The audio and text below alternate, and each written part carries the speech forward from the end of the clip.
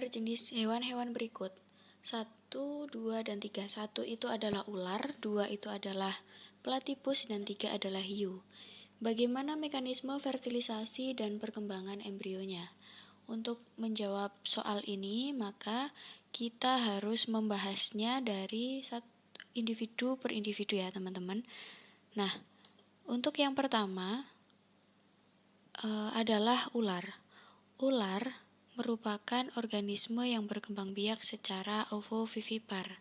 Sedangkan platypus itu berkembang biak secara ovipar dan hiu sama seperti ular yaitu ovovivipar.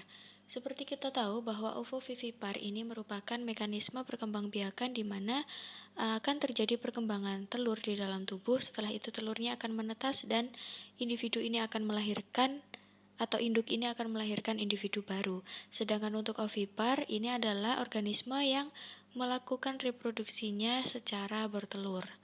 Lalu bagaimana mekanisme fertilisasinya?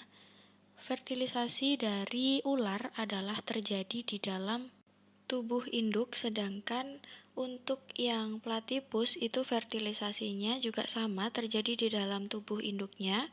Berbedanya adalah untuk ular dan hiu, embrio ini akan berkembang di dalam tubuhnya juga. Jadi karena ular dan hiu melakukan mekanisme perkembangbiakan secara ovovivipar, sehingga telur yang sudah divertilisasi di dalam tubuh itu nanti akan berkembang menjadi embrio dan nantinya akan pecah telurnya, lalu baru individu anakannya itu akan dikeluarkan oleh tubuh. Jadi untuk fertilisasi maupun perkembangan embrio itu terjadi secara internal.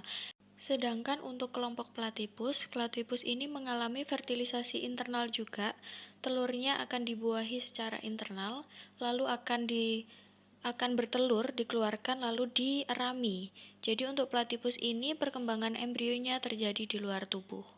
Nah, berdasarkan penjelasan tersebut dapat diketahui sekali lagi bahwa ikan hiu dan juga ular termasuk dalam ovovivipar, sedangkan untuk yang platypus itu berkembang biak secara ovipar. Ovipar merupakan embrio yang berkembang di dalam telur yang dilindungi oleh cangkang. Embrio mendapat makanan dan dari cadangan makanan yang ada di dalam telur itu tadi. Telur dikeluarkan dari tubuh induk betina lalu dierami hingga menetas. Sehingga untuk ovipar ini metode perkembangan dari embrionya terjadi di luar tubuh. Berbeda dengan yang ovovivipar, di mana embrio akan berkembang di dalam telur tetapi telur masih tersimpan di dalam induk betina.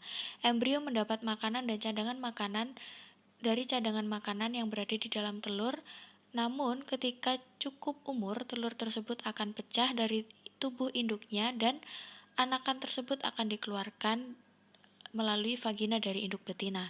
Sehingga dapat disimpulkan bahwa untuk yang ovovivipar ini untuk perkembangan embrionya terjadi di dalam tubuh.